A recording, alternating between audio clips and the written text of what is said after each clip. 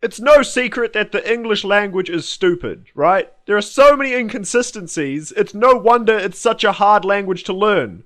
I feel bad for anyone who has to try and learn this shit. There's just so much stuff that doesn't make sense.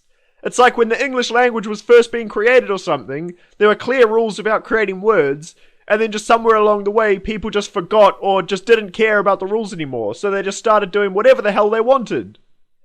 If there were actually some consistencies, you could easily learn the rules and apply it to any word. But because words are all spelled so stupidly, you can't actually trust any of those rules. So you end up having to learn how to spell every word anyway. So here are some of the stupidest things about words, which make spelling them a lot more fucking difficult than it should be. Number 1. Words that end with E. So for some reason, adding an E to the end of a word doesn't change the end of the word like you'd expect, but instead it changes the middle of the word. Like slid is a perfect word, right? Each letter makes the sound it's meant to make. S-l-i-d. But if you add an E to the end, it becomes slide. Why did adding an E to the end of the word change the sound of the I? If you want a longer sounding vowel, you double it. Like bot becomes boot when you add a double O. So if you want slid to become slide, instead of logically adding another I in there somewhere, of course you just add a fucking E on the end. Oh, but double I already makes an E sound. What? That's what double E is for! Why is double I making the same sound as double E? They're completely different sounding letters. All it's done is fucking up the words that actually need a double I, like slide. But that's not even the stupidest thing about words ending with E. Because when you add something like able to the end of them, like slideable, the E fucks off completely. Like, that was the only thing that made it slide. Now it's just slidable. And it's the same with many other words that end with E. Like use becomes usable, even though it now looks like usable. And customize becomes customizable, which just sounds like custom is able.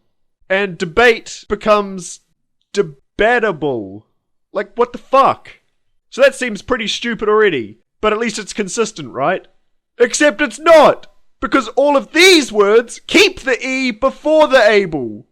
But that actually makes a lot more sense. Why the hell did the other words drop the E? Okay, so when you add able, some words drop the E and some words keep it. Seems pretty stupid already, right?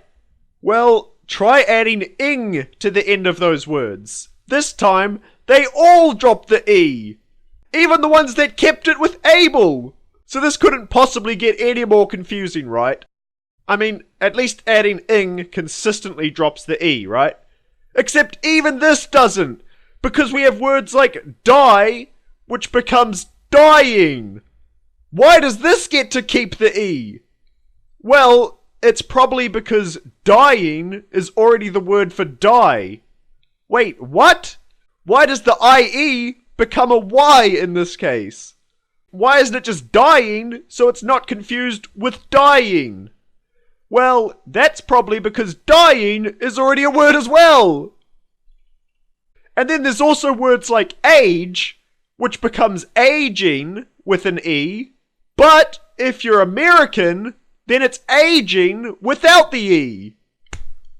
And it's just as bad when you add ish to words ending with E. Sometimes the E is dropped, like in these examples, and other times it's not. And it's no better when adding meant onto words. Just like with able and ing, some words keep the E and others drop it. And then there's words like judge, which again keeps the E. Unless you're American, then it drops the E again. What the fuck? And finally, if we add ly onto the end of a word, thankfully, it keeps the E. Except that it doesn't if the word ends with le. In this case, instead of simply adding ly to the end of the word, the E and the L are completely dropped. And that goes for any word that ends with le. So at this point, it's pretty confusing.